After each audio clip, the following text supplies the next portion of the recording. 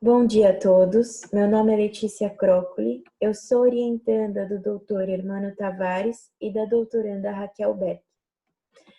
Hoje eu venho apresentar um projeto de iniciação científica chamado Ilusão de Controle e Desamparo Aprendido em Portadores do Transtorno do Jogo e Controles Normais.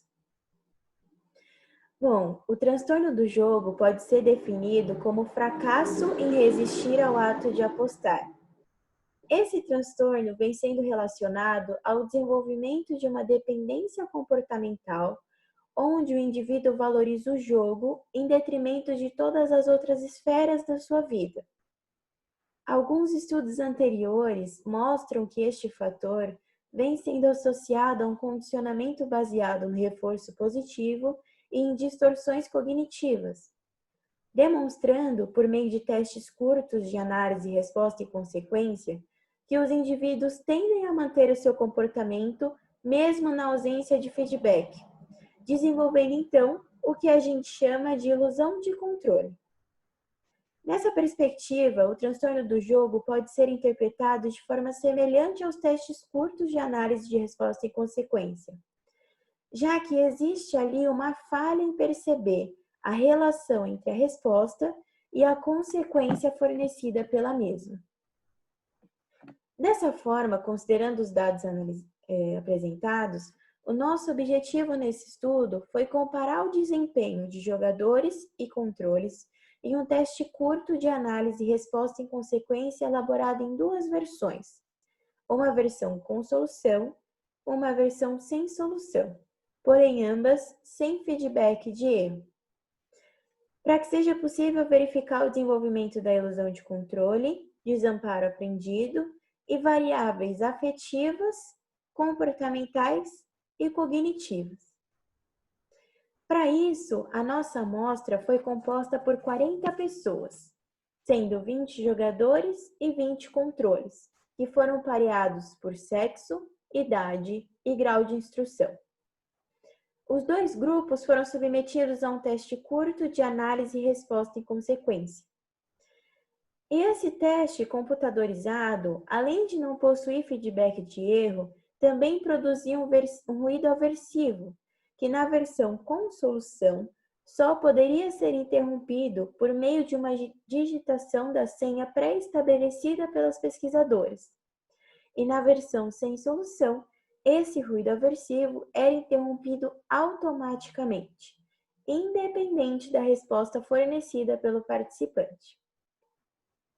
Metade de cada amostra começou pela versão sem solução e depois realizou a versão com solução do teste. E a outra metade realizou a sequência inversa.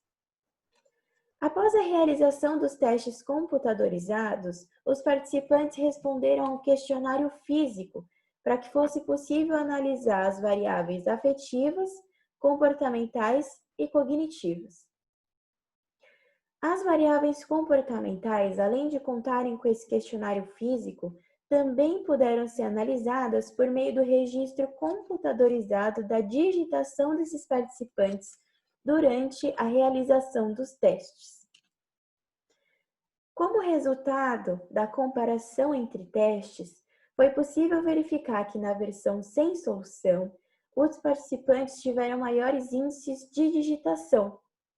Já na versão com solução do teste, os participantes identificaram corretamente a controlabilidade e tiveram mais certeza da resposta fornecida, se sentindo mais capazes de controlar as variáveis apresentadas. Já na comparação entre diagnósticos, na versão com solução, os jogadores relataram menos felicidade e tiveram menos acertos na digitação da senha correta, assim como na versão sem solução, onde os jogadores também relataram menos felicidade, mas fizeram menos uso de estratégia combinatória completa, tiveram maior tendência ao desamparo, maior percepção de controle, maior crença na controlabilidade de um teste incontrolável e também maior convicção sobre a existência de uma senha. A gente pode atribuir esse menor índice de felicidade dos jogadores devido ao fato desses indivíduos estarem procurando atendimento no momento da aplicação dos testes. Já a menor taxa de acerto da senha correta e a interpretação equivocada da versão sem solução pode sim sugerir algumas distorções cognitivas, inicialmente nos jogadores, que têm um prejuízo no desempenho e no sucesso da execução de algumas tarefas. Na comparação com alguns estudos anteriores, é possível verificar que a presença do feedback de erro aumenta na versão com solução a ansiedade e a digitação aleatória dos jogadores. Já a versão sem solução exige dos participantes maior agilidade e pensamento crítico dos jogadores.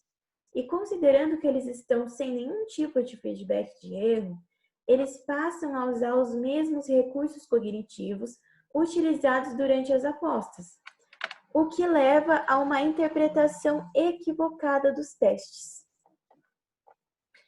Bom, dessa forma, os nossos achados sugerem que a natureza curta do teste de análise de resposta e consequência revelou distorções cognitivas nos jogadores, que de forma tardia os tornam mais suscetíveis à dependência do jogo. E estudos futuros, baseados também nesse projeto, podem contribuir para a compreensão de fatores que antecedem o transtorno do jogo e, consequentemente, contribui também para o desenvolvimento de novas estratégias de tratamento desse transtorno. Bom, nós agradecemos a atenção de todos, nos colocamos à disposição para o que for necessário. Muito obrigada.